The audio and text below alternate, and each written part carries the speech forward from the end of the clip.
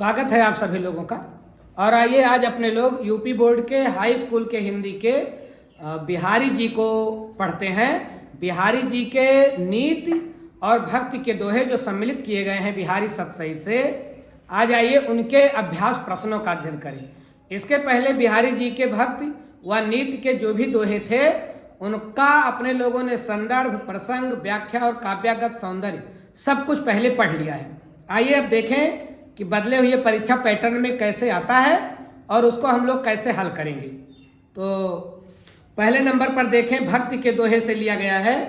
पहला दोहा बिहारी जी क्या लिखते हैं कि मेरी भव बाधा हरो राधा नागर सोई, जा तन की झाई पर श्याम हरित द्युति होई। ये दोहा है। आइए इसके आधार पर देखें कौन कौन से प्रश्न पूछे गए हैं। ऐसे आपको परीक्षा में दोहा दे देगा और उसके आधार पर प्रश्न करेगा। तो आइए देखें इसके आधार पर पहला प्रश्न क्या है। पहला प्रश्न है उपर्युक्त पद का संदर्भ लिखिए। तो जो दोहा है इसका संदर्भ लिखना है। तो इसके संदर्भ में आप क्या लिखोगे?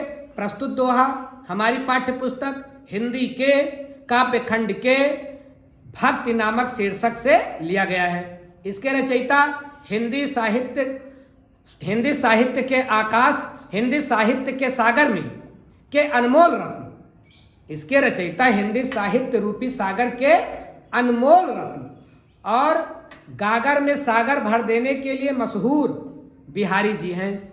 ये दोहा बिहारी सतसई से संकलित है। ये इसका संदर्भ हो गया। आए दूसरा जो है कोई प्रश्न देखें, कवि ने किससे प्रार्थना की है। तो इस दोहे में कवि ने किससे प्रार्थना की है? तो आप लिखेंगे कि इसमें कवि ने श्री कृष्ण की प्रियतमा श्री राधा जी से प्रार्थना की है। क्या लिखेंगे? इस दोहे में कवि ने श्री कृष्ण की प्रियतमा श्री राधा जी से प्रार्थना की है। आइए तीसरा प्रश्न देखें। तीसरे प्रश्न में क्या पूछ रहा है? उक्त पद की भाषा तथा उसका रस बताइए। तो जो ये दोहा है ये किस भाषा में लिखा गया है? तो आप लिखेंगे इस दोहे की भाषा ब्रज है और इसमें भक्ति रस और शांत रस दोनों रस इसमें सम्मिलित हैं। भक्ति रस और शांत रस। ये हो गया पहला दोहा। अब आइए दूसरा देखें कि क्या पूछा, कौन सा दोहा है। सोहत ओढ़े पीत पट श्याम सलोने गात, मनो नीलपन शैल पर आतप पर प्रभात। ये दोहा अगर आ गया तो देखें कौन कौन सा प्रश्न आ सकता है। पहला प्रश्न है उपर्युक्त दोहे में कवि ने किसका उल्लेख किया है। तो इस दोहे में कवि ने किसका उल्लेख किया है? तो आप लिखोगे कि इस दोहे में कवि ने भगवान श्री कृष्ण के सौंदर्य का वर्णन किया है और बताया है कि भगवान श्री कृष्ण के सांवले शरीर पर यह पीला पीला वस्त्र वैसे सुशोभित होता है जैसे कि नीलमणि पर्वत पर सवेरे सवेरे भगवान सूर्य की किरणें पड़ती हैं तो जैसे नीलमणि पर्वत सुंदर लगता है, ठीक वैसे ही अपने पीले पीले कपड़े में भगवान श्री कृष्ण सुंदर लग रहे हैं। तो भगवान श्री कृष्ण के सौंदर्य का वर्णन किया गया है। रेखांकित अंश की व्याख्या कीजिए।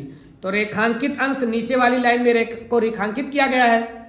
इसकी व्याख्या मनो नीलमन शैल पर आतप पर प्रभात।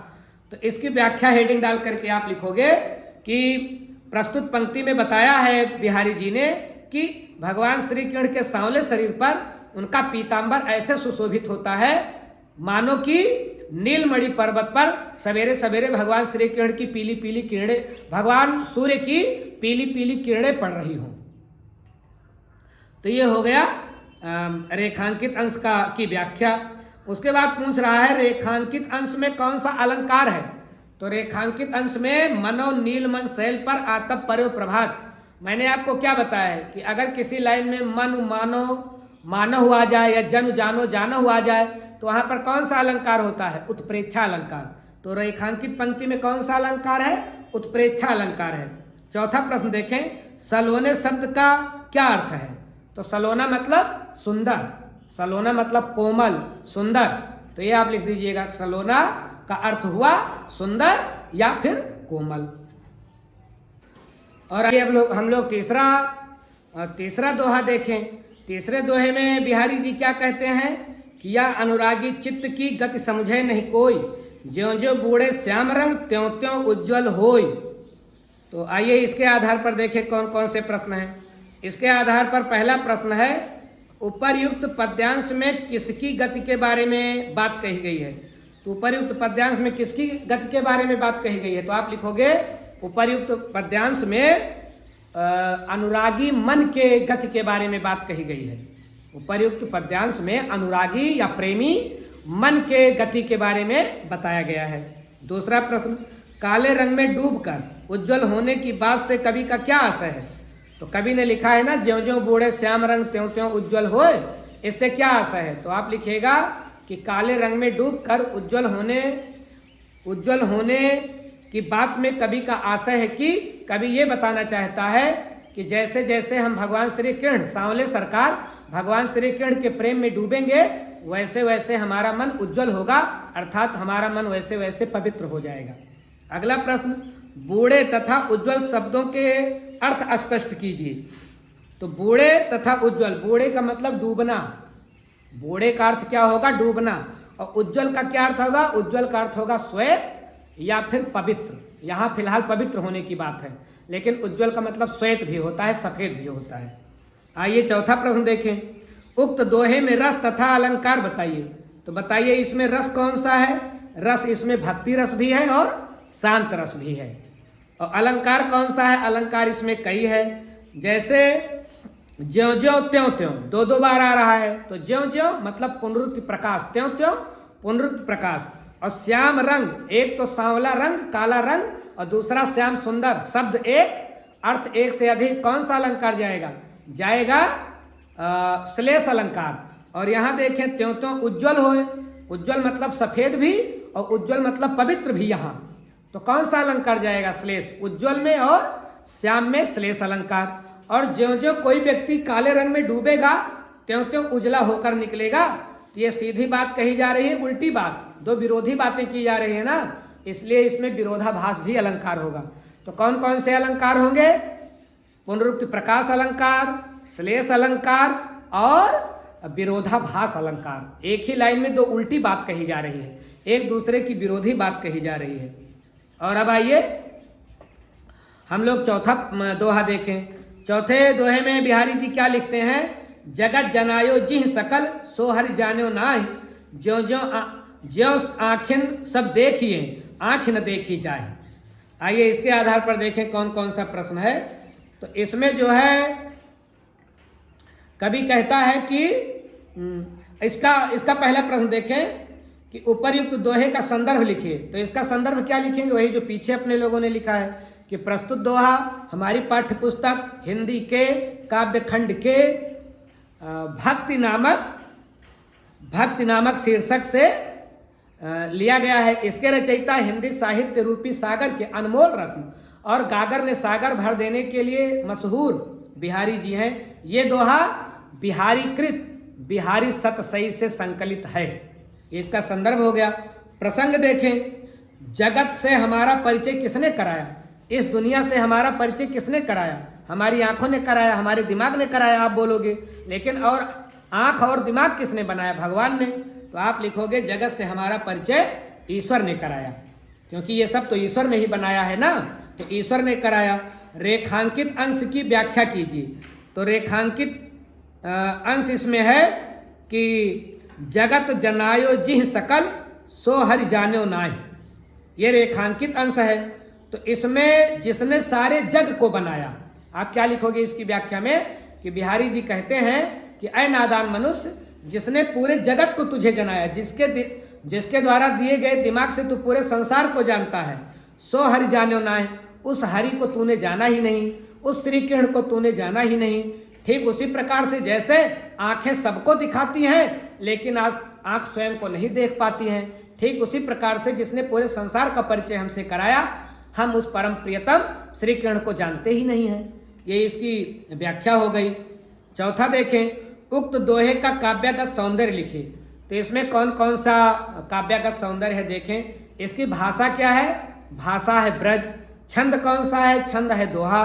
शैली कौन सी है, शैली है मुक्तक। और इसमें रस कौन सा है, रस इसमें भक्ति भी है और शांत भी है।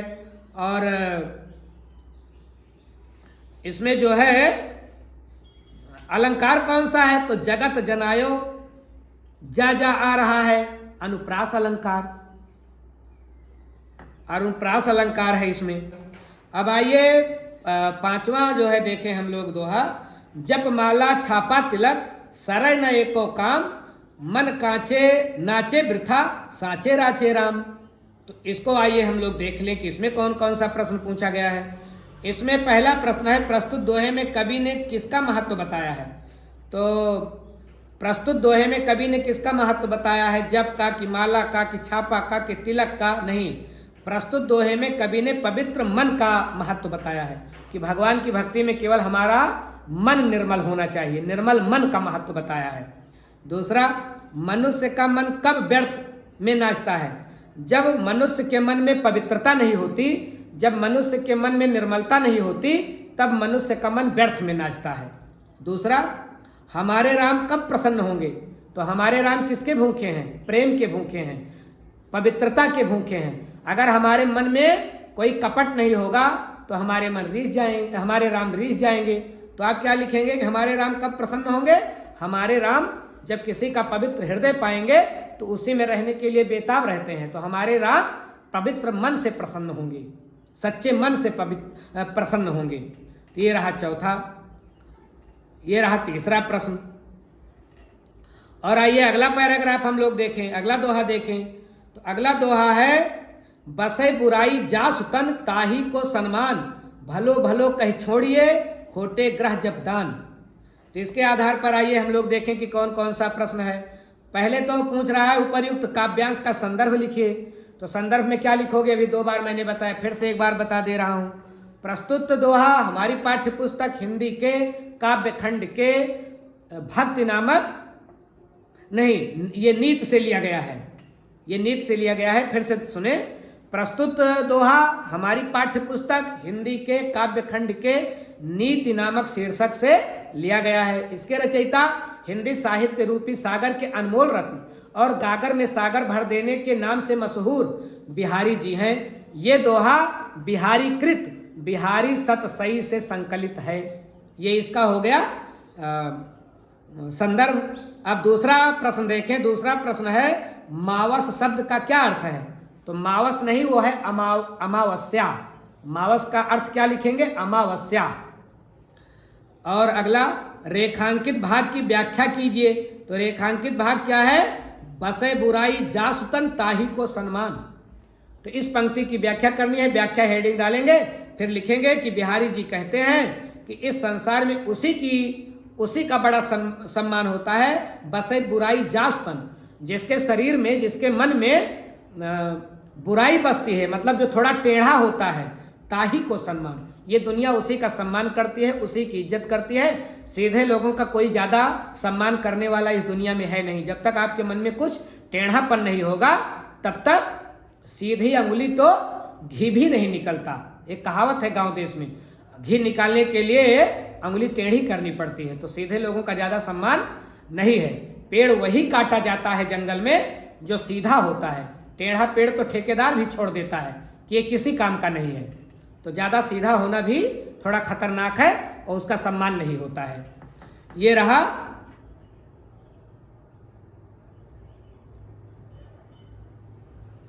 रेखांकित अंश की व्याख्या हो गई। और आगे देखें पांचवा, कि ग्रहों की स्पष्ट संख्या बताइए। अच्छा, ये तीसरा प्रश्न अपने लोग देखें कि संसार में किसका सम्मान होता है? तो संसार में बुरे लोगों का सम्मान होता है। संसार में बुरे लोगों का सम्मान होता है, जो थोड़ा टेढ़े होते हैं, एकदम सीधे लोगों का सम्मान नहीं होता है। और चौथा अपने लोगों ने देख ही लिया, रेखांकित भाग की व्याख्या हो गई। और पांचवा देखें, ग्रहों की स्पष्ट संख्या बताइए। तो विज्ञान के अनुसार तो इस समय ग्रह केवल 8 हैं, लेकिन हिंदू पौराणिक शास्त्रों के अनुसार ग्रहों की संख्या 9 है।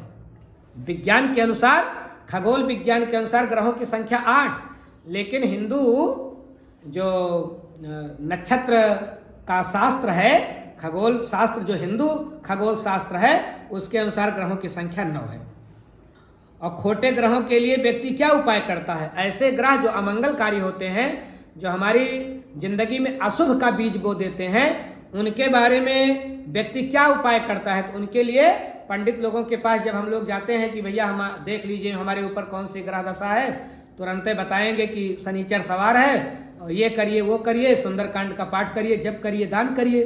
तो खोटे ग्रहों से बचने का क्या उपाय गया है, उपाय बताया है बिहारी जी ने, जप करने के लिए बताया है और दान करने के लिए बताया है। ऐसा पंडित जी बताते हैं कि खोटे ग्रह से बचने के लिए बताया जाता है कि आप खूब हरि नाम जाप करें, अपने इष्ट देव का जाप करें, मंत्र जपें और दान करें। तो ये रहा 6वां प्रश्न इस दोहे के आधार पर। शेष जो दोहे बच रहे हैं उसका अध्ययन हम लोग अगले वीडियो में कर लेंगे।